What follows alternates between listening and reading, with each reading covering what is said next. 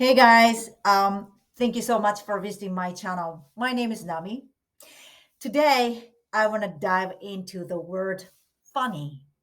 Funny means humorous, right? But funny has the other meaning too. We can use this word when something or someone is strange, surprising, unexpected, or difficult to explain or understand. For example, if you say he's a funny guy, it has two meanings. One means he's humorous, and the other means he's a strange guy. Americans also use the word funny as an adverb, like I slept funny last night. It means I slept wrong last night. You can use this when you wake up and your neck or the other body part hurts. Yeah, as you can see, this word is very useful. Sometimes my students mistake fun for funny. Be careful. Fun means pleasure. Okay.